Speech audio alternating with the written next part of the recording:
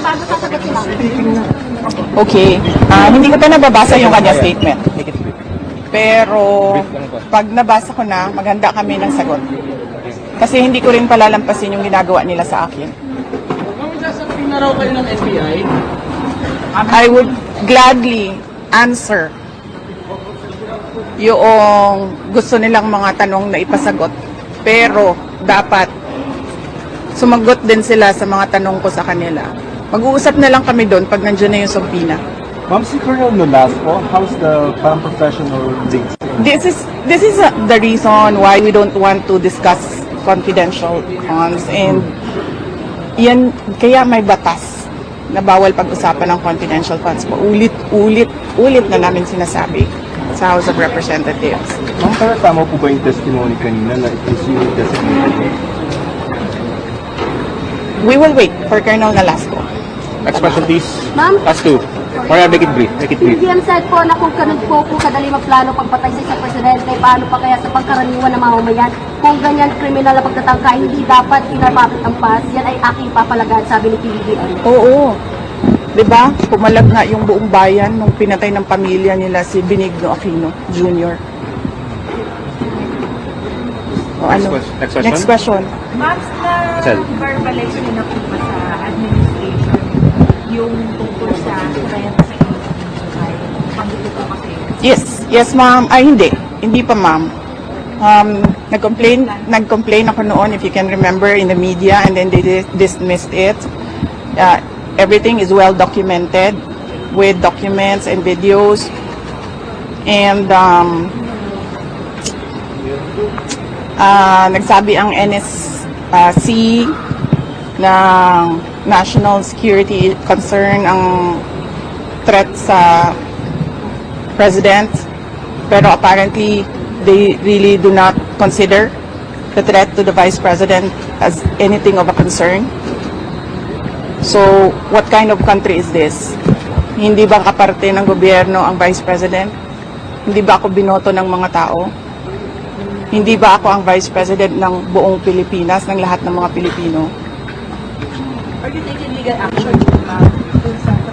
Ma'am, I do not expect fairness from this government. Really, truly. That is the reason why I'm pussyfooting with court cases. We do not expect fairness.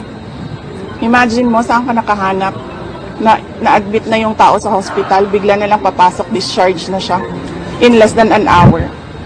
Saan ang hustisya dyan? Saan ang hustisya dito? Sa bayan. Last two questions, Ma'am, please. in-extend po yung detention order para kay Attorney Lopez. Ano po yung next steps niyo po for this? I questioned it doon kanina. Pinapahirapan pa nila ako. Ano sinabi nila? Dinetain nila yung tao dahil sa due process. Dahil, ano ba yung sinabi niya? Walang due process ang pagpapatanggal kay Gloria Mercado at iba pang officials ng Department of Education. Ano sinabi ko kanina? The position of a USEC and ASEC is a position of trust and confidence by the appointing authority. Ngayon, ang appointing authority ng USEC at ASEC ng DepEd is the President of the Republic of the Philippines. Dapat tinatanong ng House of Representatives bakit tinanggap ni Pangulong Marcos ang resignation ng mga USEC at ASEC na yon sa Department of Education. Last question. Bakit nila pinipinalize si Yusek Lopez? Hindi ba dapat ang pinipinalize nila ang appointing authority? Isa pa sir, sandali. Ano po yung sinabi nila? Evasive. And now, you clearly see, she doesn't know anything. Nasa DepEd pa pala tayo. Pero pagdating natin sa OVP, makikita ninyo, she doesn't know anything about confidential funds. So saan doon ang evasive answers? Last question. Nagsusulat, penalize nila si Yusek Lopez for writing a letter to the Commission on Audit on the position of the Office of the Vice President regarding the release of documents regarding confidential funds. Bakit mo ipipinalize ang taong pumirma para sa isang opisina, posisyon ng opisina?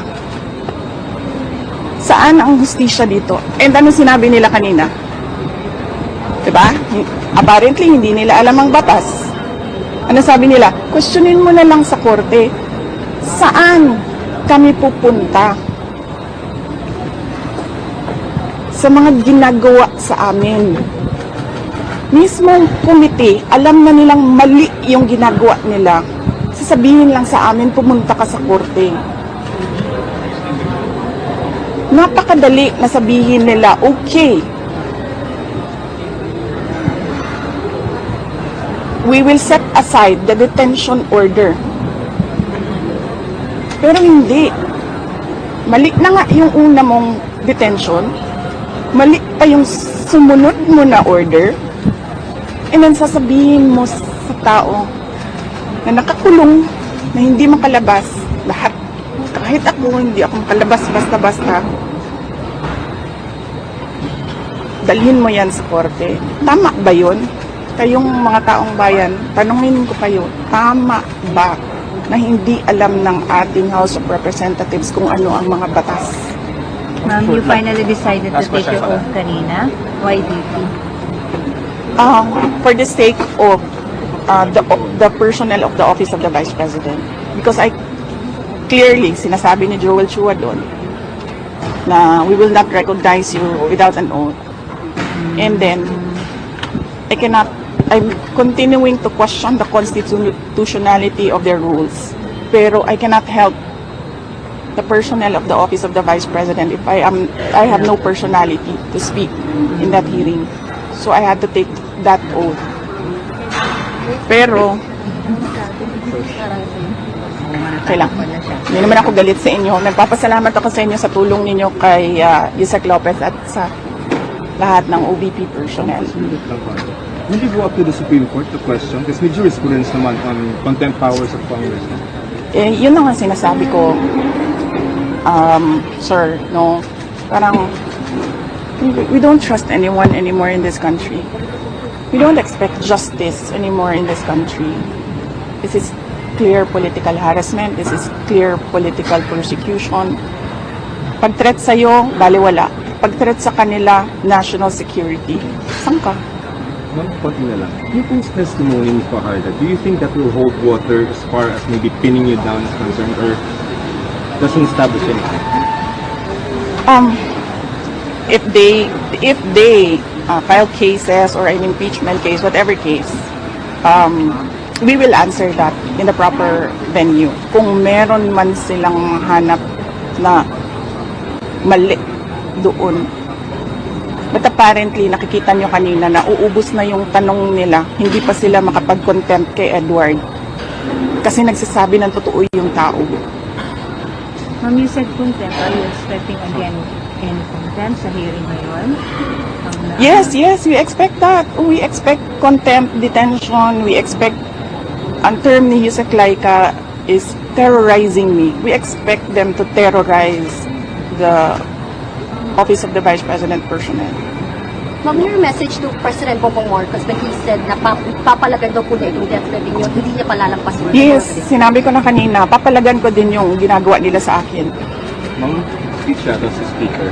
I mean, we don't know the content. Yes. Kaya ako kayo binibigyan ng interview para huwag kayo makinig sa kanila. Thank you. Salamat. Thank you.